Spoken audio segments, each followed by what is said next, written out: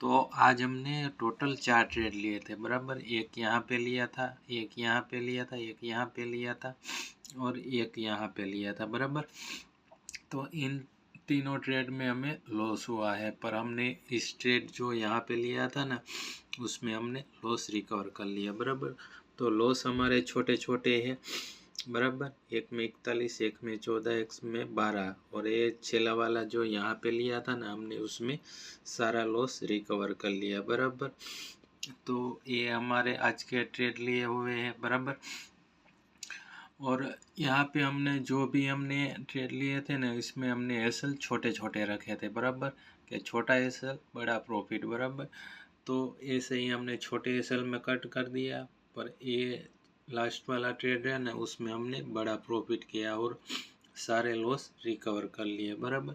तो ये हमारे आज के ट्रेड थे। तो इस वीडियो को लाइक करें, शेयर करें, सब्सक्राइब ज़रूर करें। Thank you.